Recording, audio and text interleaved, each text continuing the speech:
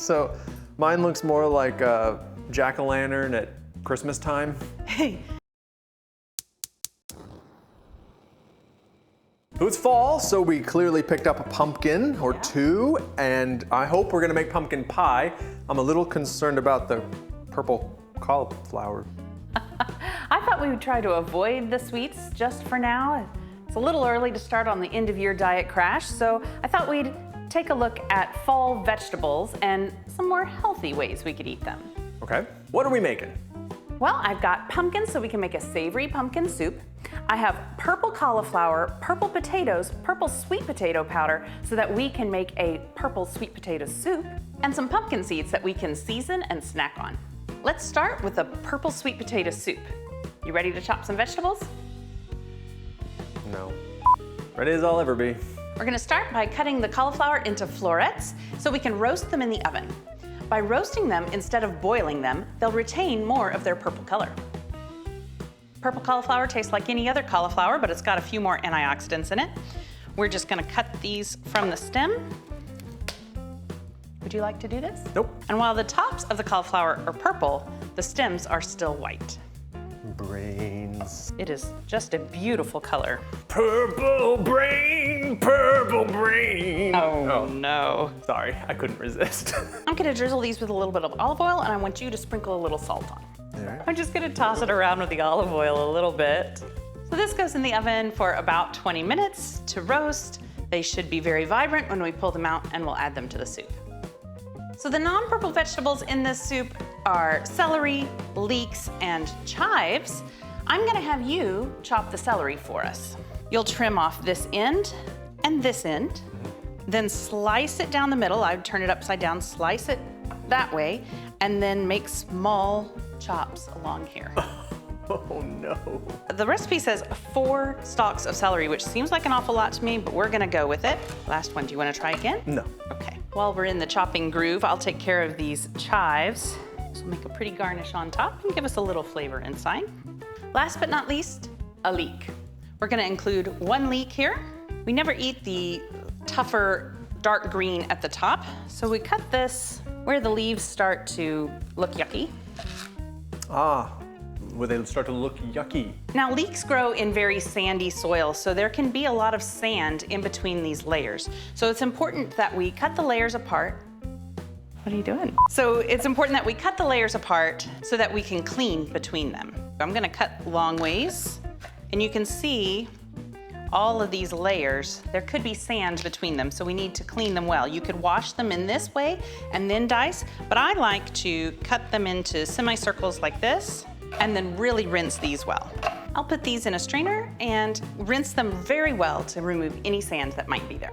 So the bulk of this soup comes from the cauliflower and some potatoes. We're gonna use 2 medium-sized yellow potatoes and purple potatoes. You could also use purple sweet potatoes, but we have this purple sweet potato powder that is just beautiful, made from ground up purple sweet potatoes. The recipe says to peel these little guys, but I'm not really sure how to do that. I'll go get the drill. No, thank you. Okay. I know I can peel these yellow potatoes, no problem. All right, shall we try peeling one of these guys? You know, I like this because it lets you pretend like you're a giant. While possible, I don't recommend it. So I think what I'm going to do is simply scrub these potatoes very well and include the peel in the soup. After it's pureed, if we need to strain it, we will. I'll dice the yellow potatoes though. Look at this purple. It is royal purple now. Time for scrubbing purple potatoes, and then we'll move to the stove. It's time to assemble this soup. I'm going to preheat my pan on about medium heat, and to that I'm going to add some of the oil from my garlic confit. So I'm going to add just 1/3 cup of the oil to the pan. To the olive oil, I'm going to add the celery and the leeks, and we'll saute those for about 5 to 7 minutes. Now that the leeks are nice and soft, we'll add the potatoes and continue sauteing. We're gonna give this about 10 minutes. Now that the potatoes and vegetables have sauteed for about 10 minutes, I'm going to add 4 cloves of this roasted garlic from the garlic confit, and it's time to add in this beautiful purple cauliflower. I'm gonna add 6 to 8 cups of chicken stock. I usually use unsalted, but I do have 1 carton of salted, so I'll end with that one. If you used vegetable stock, you could make this soup vegetarian. It doesn't need to be fully immersed, but it should be nicely coated so that it can soften. We'll bring this to a boil, then lower the heat and cover. This has been simmering about 20 minutes, and we're going to test to see if the vegetables are soft. It's ready. Now I'm going to use an immersion blender to blend this all together. Be careful with this hot liquid that you keep the blender fully immersed so that it doesn't splatter on you. Now that all the large chunks have been blended, I'll add in our sweet potato powder and blend until it's all smooth. You might want to use a spatula to scrape the sides. This is looking a little thick, so I'm going to add some more chicken stock. This would be a good time to taste it and adjust the spices. Some more salt, and I'll go ahead and add in some chives as well. We did it. You did it. That's very purple. Very purple, and I like it. I like the color. It's a nice contrast with the green chives on top. Now we gotta taste it. Yeah. Tastes like potato soup. It does, taste like potato soup. It's not bad though. It's not. It doesn't have a weird flavor that you might expect from something purple like that. It's potato soup. Yeah. There you have it. Purple sweet potato soup. Done. Fall in a bowl.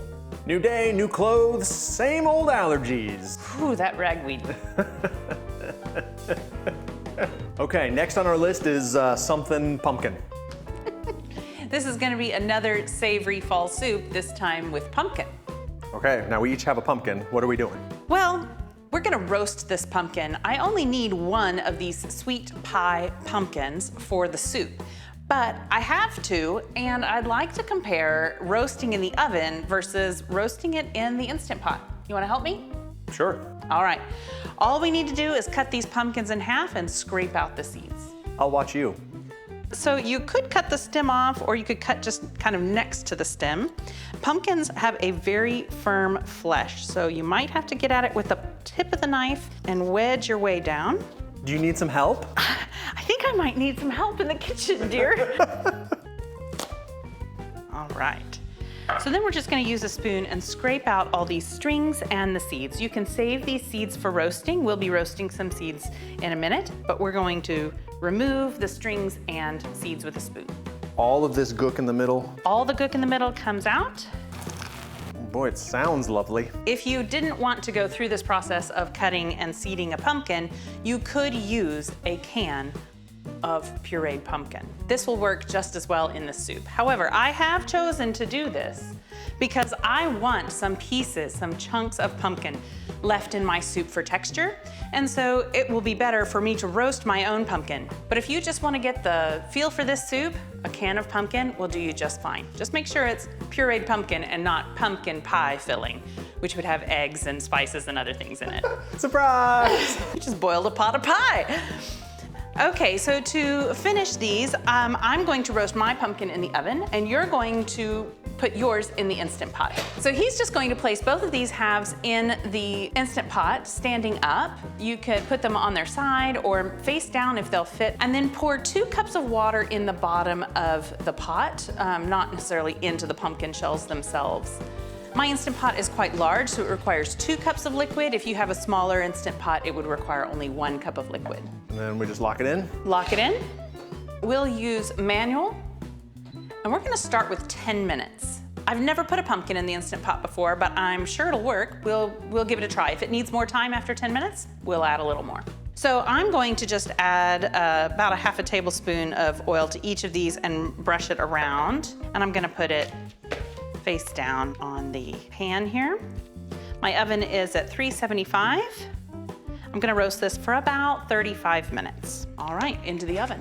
While the pumpkins are roasting, we will roast some pumpkin seeds for a snack and garnish for our soup. These smoky pepitas will be sauteed in a skillet with about a teaspoon of olive oil. I have half a cup of shelled pumpkin seeds, a half teaspoon each of kosher salt, granulated garlic, and smoked paprika. And a good toss with the olive oil.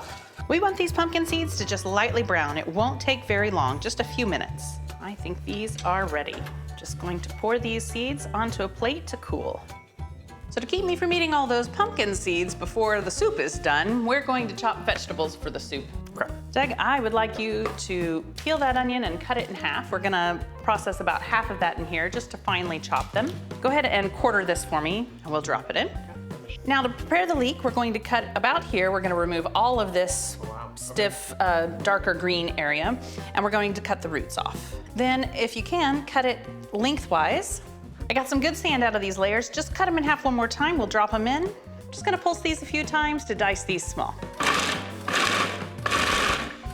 I can't help but notice yours look a little bit better. Mine looks more like a jack-o'-lantern at Christmas time. Hey, so I'm testing these with a fork. The fork should go into the flesh of the pumpkin. It had a little bit of resistance. It had a little bit of resistance. A little bit. And mine, there's just no resistance. There's no resistance whatsoever. So this is overcooked mush. from the Instant Pot. Yes. So 10 minutes was too much. Yes, I would start with 6. If you're gonna use the Instant Pot, start with 6 minutes. So let's use yours. Yes. So actually what we're going to do is peel this roasted pumpkin. We'll go get the drill. I may go ahead and slice this into quarters. I'm gonna go ahead and just... You can remove that. We'll use that for something else. I'm just gonna take off what I can of the peel. I do wanna remove the green flesh here. Do you wanna help peel another one? Sure. So then how are we gonna get the green off? I think I'll just use a knife. We'll cut all this pumpkin into chunks and be ready to peel our soup and be ready to build our soup. To assemble our soup, we're going to saute the onions and leeks that we chopped before with some minced garlic. So we start by adding olive oil, then we add our onions and leeks, and we're gonna saute those until they're translucent. Now, once they're brown, you can see here we're going to add the garlic. Garlic. And then to that, we add our roasted pumpkin. Now, since we used the Instant Pot, we had some water left over, so we went ahead and added that here. It's okay if you don't have that, you can just use more chicken stock. As a matter of fact, we added more chicken stock until it almost covered all of the pumpkin. So now we increase the heat and bring in some spices. This is some fresh thyme, some salt, and some cayenne pepper if you're brave. Once you get it to a boil, reduce the heat to low, cover the pot, and let it simmer for 20 minutes. Now that the simmering is done, we're going to use this food processor to puree most of the soup. First, I'm going to remove some of the chunks of pumpkin so that I can reserve them for a more textured soup. Of course, I'm doing this in here just so I can get a feel for which one I like better, but if you have an immersion blender and not a food processor, you could completely puree this in the pot with your immersion blender. I noticed that the pumpkin flesh did get a lot more orange as it simmered. I just want to take a look and see what the texture is. Like applesauce? It is like applesauce. I'm gonna let it go a little bit more. I'm still seeing a few chunks of things in there. According to the timer on my food processor, that was 45 seconds. Oops. That was 45 seconds plus another 20 seconds from before. Not bad for less than a minute and a half for blending this. And now I can pour it back into the pot and we'll scoop in the bits of pumpkin that we did not puree until we get the right consistency. So these lovely cubes that we had before, I'm going to add in. I know we'll need a little more than that. I'm going to taste this to see if we need any salt, any more pepper, a little more salt. You know what I'd like to add? 1/4 cup of cream. That's exactly what it needed. 1/4 cup of cream. 1/4 cup of cream. You know what? Fall produce is colorful and delicious. Yeah, I was actually kind of surprised. I'd never really had pumpkin soup before. Or the other one that we made that I've entirely forgotten about. What was that one? Or the purple cauliflower and potato soup. Those are both kind of interesting. So if you like that, hit that thumbs up. If you're interested in sticking around and watching more kitchen education and recipe videos, hit subscribe, hit the bell, and we'll see you next time.